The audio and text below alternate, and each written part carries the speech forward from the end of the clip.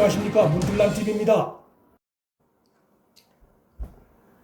교만하고 무능한 문재인이 조국 하나를 살리겠다며 온 나라를 흔들어 놓고 있습니다. 이 과정에서 우리 사회의 법과 관행, 제도, 상식이 마구 침해되고 있습니다.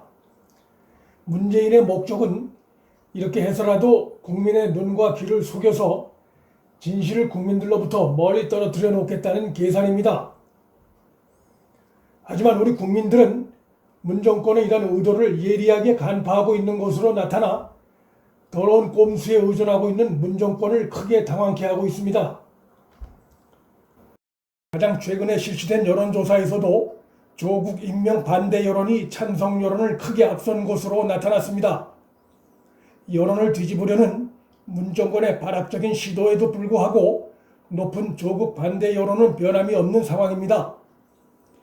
내일신문과 여론조사기관 디오피니언이 8월 31일에서 9월 1일 공동 실시한 여론조사에서 조국 임명에 반대한다는 여론이 50%대 중반을 훌쩍 넘어선 것으로 나타났습니다. 찬성한다는 여론은 30%대 초반으로 나타났습니다. 8월 31일에서 9월 1일이면 문재인 지지자들의 실검 조작과 더불어민주당의 청문회 국민 선동, 청와대의 검찰 압박이 드셌던 기간입니다.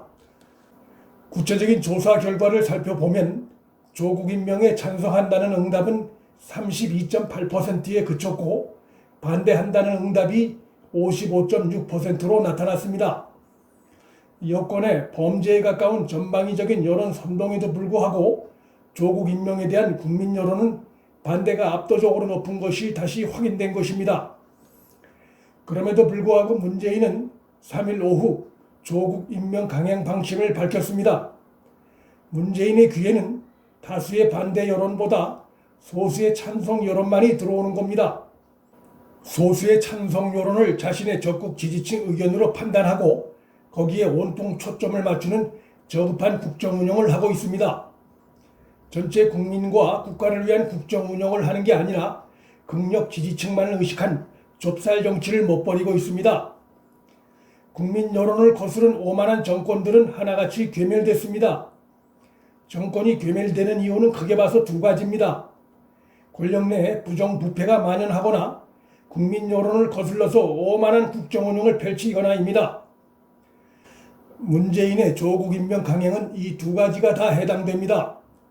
이 정권이 어떻게 몰락할지는 안 봐도 뻔합니다. 내일신문과 디오피니언이 정당 지지도 조사도 내놨는데 그 내용이 역시 민주당의 적시로입니다. 조국 법무장관 후보자 후폭풍으로 더불어민주당 지지율이 20%대 초반으로 대폭락한 것으로 나타났습니다. 6월 조사에서 민주당 지지도는 27.8%였지만 9월 조사에선 4.1%포인트 하락한 23.7%를 기록했습니다. 더불어민주당에 끼었던 집권여당 거품이 민주당의 거수기 정당 실체가 드러나자 빠르게 사라지고 있는 양상입니다. 한국당과의 격차가 5.6%포인트로 문재인 정부 들어 가장 좁혀졌습니다. 이 여론조사의 표본 오차가 플러스 마이너스 3.1%포인트이기 때문에 사실상 양당의 지지도 격차는 오차 범위 내에 들어 무의미한 것입니다.